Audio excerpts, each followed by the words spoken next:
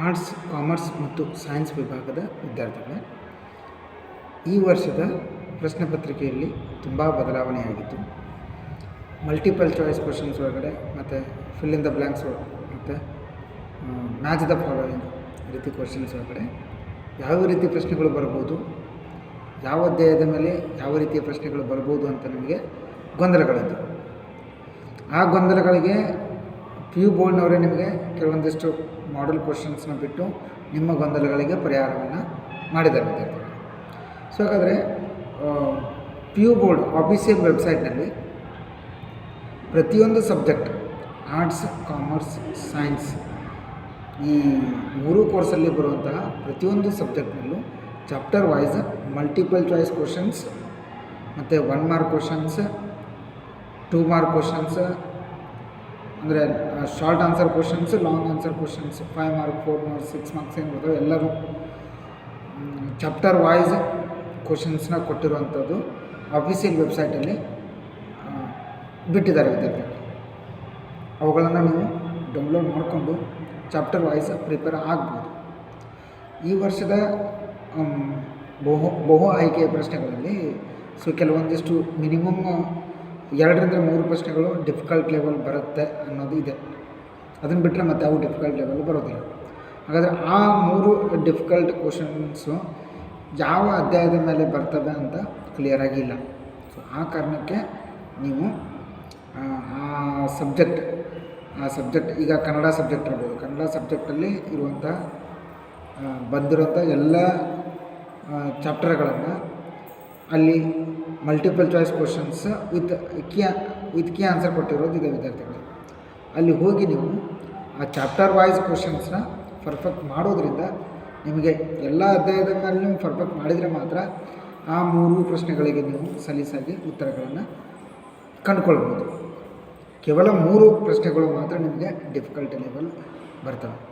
So ಈಗ 1 mark ಪ್ರಶ್ನೆಗಳು 20 ಅಂಕಗಳು ಇರ್ತವೆ. ಅದರಲ್ಲಿ ಮ್ಯಾಚ್ ದ ಫಾಲೋವಿಂಗ್ ಇರ್ಬೋದು, ಫಿಲ್ ಇನ್ ದ ಬ್ಲ್ಯಾಂಕ್ಸ್ ಇರ್ಬೋದು, ಮಲ್ಟಿಪಲ್ ಚಾಯ್ಸ್ ಕ್ವಶನ್ಸ್ ಇರ್ಬೋದು.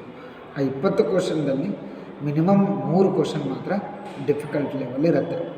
ಇನ್ನು ಉಳಿದಿರೋ ಎಲ್ಲ ಕ್ವಶನ್ಸು ಎವರೇಜ್ ಲೆವೆಲ್ ಇರ್ತವೆ. ಎವರೇಜ್ ಲೆವೆಲ್ ಅಂತಂದರೆ ತೀರಾ ಈಸಿ ಲೆವೆಲ್ಲು ಒಂದು 30-40% ಇರುತ್ತೆ. ಸೊ ಎವರೇಜ್ ಲೆವೆಲ್ ಒಂದು 20-30% ಇರುತ್ತೆ. ಇನ್ನು ಉಳಿದಿದ್ದು ಏನು ಅಂದರೆ ಒಂದು 10% ಅಷ್ಟೇ ನಿಮಗೆ ಡಿಫಿಕಲ್ಟ್ ಲೆವೆಲ್ ಕ್ವಶನ್ಸ್ ಇರ್ತವೆ. ಇದು ಅಪಾರ್ಟ್ ಫ್ರಮ್ 1 ಮಾರ್ಕ್ ಹೇಳ್ತಿರೋದು ವಿದ್ಯಾರ್ಥಿಗಳಿಗೆ. ಈ ಓವರಾಲ್ ಕ್ವಶನ್ ಪೇಪರ್ನ ಅನಲೈಸಿಸ್ ಮಾಡಿದಾಗ ಹೇಳೋದಾದರೆ ನಿಮಗೆ ಡಿಫಿಕಲ್ಟಿ ಲೆವೆಲ್ ಕ್ವಶನ್ಸ್ನ ಸ್ವಲ್ಪ ಇನ್ಕ್ರೀಸ್ ಮಾಡಿದ್ದಾರೆ. ಸೊ ಈಗ ಒಂದು 30% ನಿಮಗೆ ಡಿಫಿಕಲ್ಟ್ ಲೆವೆಲ್ ಕ್ವಶನ್ಸ್ ಇರ್ತವೆ.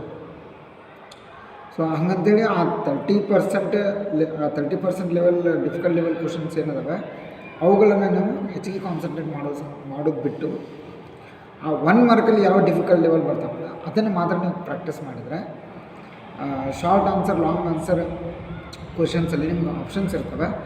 ಅಂದರೆ ಎಕ್ಸ್ಟ್ರಾ ಕ್ವಶನ್ಸ್ ಕೊಟ್ಟಿರ್ತಾರೆ, ಅದರಲ್ಲಿ ಸೆಲೆಕ್ಟ್ ಮಾಡಿ ನೀವು ಬರಲಾರ್ದೇ ಇರೋದನ್ನು ಬಿಟ್ಟು ಬರೋದನ್ನು ಅಷ್ಟೇ ಕರೆಕ್ಟಾಗಿ ಬರೀಬೋದು. ಆದರೆ ಮಲ್ಟಿಪಲ್ ಚಾಯ್ಸ್ ಕ್ವಶನ್ಸಲ್ಲಿ ಮಾತ್ರ ಏನಾಗುತ್ತೆ, ಸೊ ನೀವು ಕಂಪಲ್ಸರಿ ಪ್ರತಿಯೊಂದಕ್ಕೂ ಅಟೆಂಡ್ ಮಾಡಲೇಬೇಕು ಆನ್ಸರ್ನ. ಇಲ್ಲಿ ಎಕ್ಸ್ಟ್ರಾ ಕ್ವಶನ್ಸ್ ಯಾವುವು ಇರೋದಿಲ್ಲ. ಸೊ ಆ ಕಾರಣಕ್ಕೆ ನೀವು ಡಿಫಿಕಲ್ಟ್ ಲೆವೆಲ್ ಕ್ವಶನ್ಸ್ಗೆ ಪ್ರಿಪೇರ್ ಆಗೋದೇ ಆದರೆ ನೀವು ಮಲ್ಟಿಪಲ್ ಚಾಯ್ಸಲ್ಲಿ ಎಲ್ಲ ಚಾಪ್ಟರ್ ಮೇಲೂ ಪ್ರಿಪೇರ್ ಆಗಿ. ಸೊ ಪ್ರಿಪೇರ್ ಆಗೋದ್ರಿಂದ ಯಾವ್ದು ಬೇಕಾದ ಚಾಪ್ಟರ್ ಮೇಲೆ ಅವ್ರು ನಿಮಗೆ ಡಿಫಿಕಲ್ಟ್ ಲೆವೆಲ್ ಕ್ವಶನ್ಸ್ ಕೊಟ್ಟರೆ ನೀವು ಅವುಗಳಿಗೆ ಸಲೀಸಾಗಿ ಉತ್ತರಗಳನ್ನು ಬರಿತೀರಿ ವಿದ್ಯಾರ್ಥಿಗಳು. ಸೊ 2 ಮಾರ್ಕ್, 3 ಮಾರ್ಕ್, 5 ಮಾರ್ಕ್ ಅಂತ ಏನಿರ್ತವೆ ಅವುಗಳಲ್ಲಿ ನೀವು ಡಿಫಿಕಲ್ಟ್ ಲೆವೆಲ್ ಕ್ವಶನ್ಸ್ನ ಹೆಚ್ಚಿಗೆ ಹುಡ್ಕಾಡೋದಕ್ಕೆ ಹೋಗಬೇಡಿ. ಅದರಲ್ಲಿ ಆಪ್ಷನ್ಸ್ ಇರ್ತವೆ. ಈಗ ಒಂದೇನೋ 9 ಕ್ವಶನ್ ಕೊಟ್ಟು ನಿಮ್ಗೆ ಅದ್ರಾಗ 6 ಬರೀರ್ಬೋದು, 9 ಕ್ವಶನ್ ಕೊಟ್ಟು ನಿಮ್ಗೆ ಅದ್ರಾಗ 7 ಬರೀರ್ಬೋದು, ಅಥವಾ 7 ಕ್ವಶನ್ ಕೊಟ್ಟು ನಿಮ್ಗೆ ಅದ್ರಾಗ 4 ಉತ್ತರಗಳನ್ನು ಬರೀರಿ ಅನ್ಬೋದು. ಅದರಲ್ಲಿ ಎಕ್ಸ್ಟ್ರಾ ಕ್ವಶನ್ಸ್ ಇರ್ತವೆ, ನೀವು ಆಪ್ಷನ್ಸ್ ಆಗಿ ಬಿಡ್ಬೋದು. ಸೊ ಅದೇ ರೀತಿ ಆಫೀಸಿಯಲ್ ವೆಬ್ಸೈಟಲ್ಲಿ chapter wise multiple choice questions, 1 mark questions, long answer ಕ್ವಶನ್ಸ್ನ ಪಬ್ಲಿಷ್ ಮಾಡಿದ್ದಾರೆ. ಎಲ್ಲದರದ್ದು PDF ಲಿಂಕ್ ಅಂದರೆ ಅದನ್ನು ಆಫೀಸಿಯಲ್ ವೆಬ್ಸೈಟ್ ಲಿಂಕ್ನ ನನ್ನ ಯೂಟ್ಯೂಬ್ ಚಾನಲ್ ವಿಡಿಯೋ ಡಿಸ್ಕ್ರಿಪ್ಷನ್ ಬಾಕ್ಸಲ್ಲಿ ಕೊಟ್ಟಿರ್ತೀನಿ. ವಿಡಿಯೋಸ್ ಡಿಸ್ಕ್ರಿಪ್ಷನ್ ಬಾಕ್ಸಿಗೆ ಹೋದರೆ ನಿಮ್ಗೆ ಅಲ್ಲೊಂದು ಲಿಂಕ್ ಸಿಗುತ್ತೆ. ಆ ಲಿಂಕ್ ಮೇಲೆ ಕ್ಲಿಕ್ ಮಾಡ್ಕೊಂಡ್ರಿ ಅಂತಂದರೆ ನೀವು ಅಫಿಷಿಯಲ್ ವೆಬ್ಸೈಟಲ್ಲಿರೋ ಸಬ್ಜೆಕ್ಟ್ ವೈಸ್ ಈ ಫೈಲ್ಸ್ ಓಪನ್ ಆಗ್ತವೆ. ಇನ್ನು ಯಾವ ಸಬ್ಜೆಕ್ಟ್ ಮೇಲೆ ಕ್ಲಿಕ್ ಮಾಡ್ತೀರಿ ಆ ಸಬ್ಜೆಕ್ಟ್ ನಿಮಗೆ ಅಲ್ಲಿ PDF ಫೈಲ್ ಡೌನ್ಲೋಡ್ ಆಗುತ್ತೆ. ಅದು ಪ್ರಥಮ PUC ಇರ್ಬೋದು, ದ್ವಿತೀಯ PUC ಇರ್ಬೋದು, ಆರ್ಟ್ಸ್, ಕಾಮರ್ಸ್, ಸೈನ್ಸ್ ಯಾವ್ದು ಬೇಕಾದ ಕೋರ್ಸ್ ಇರ್ಬೋದು. ಎಲ್ಲ ಸಬ್ಜೆಕ್ಟದ್ದು ಅವರು chapter wise, multiple choice, long answer, short answer ಎಲ್ಲನೂ ಬಿಟ್ಟಿದ್ದಾರೆ. ಸೊ ಅದರ ಜೊತೆಗೆ ಅಲ್ಲಿ ಹೋಗಿ ನೀವು ಪ್ರತಿಯೊಂದನ್ನು ಡೌನ್ಲೋಡ್ ಮಾಡಿಕೊಂಡು ಮತ್ತು ಏನಾದರೂ ನಿಮಗೆ ಸ್ಟಡಿ ರಿಲೇಟೆಡ್ ಸಮಸ್ಯೆಗಳು ಇದ್ದರೆ ಸೊ ಯೂಟ್ಯೂಬ್ ಕಮೆಂಟ್ ಬಾಕ್ಸಲ್ಲಿ ಕಮೆಂಟ್ ಮಾಡಿರಿ. ನಾನು ಅದಕ್ಕೆ ಸೊಲ್ಯೂಷನ್ ಹುಡುಕೊಂಡು ನಿಮಗೆ ಮತ್ತೆ ಮುಂದಿನ ವೀಡಿಯೋದಲ್ಲಿ ಉತ್ತರವನ್ನು ಕೊಡ್ತೀನಿ ವಿದ್ಯಾರ್ಥಿಗಳು. ಮತ್ತು ಈ ವಿಡಿಯೋದಿಂದ ನಿಮಗೆ ಏನಾದರೂ ಅನುಕೂಲ ಆಗಿತ್ತು ಅಥವಾ ಹೊಸ ಇನ್ಫಾರ್ಮೇಷನ್ ಸಿಕ್ಕಿತ್ತು ಅನ್ನೋದಾದರೆ ಈ ವಿಡಿಯೋ ಲಿಂಕ್ನ ನಿಮ್ಮ ಫ್ರೆಂಡ್ಸ್ಗೆ ಮತ್ತು ಗ್ರೂಪ್ಸ್ಗೆ ಶೇರ್ ಮಾಡಿರಿ. ಅವ್ರಿಗೂ ಕೂಡ ಇದರ ಅನುಕೂಲ ಆಗಲಿ.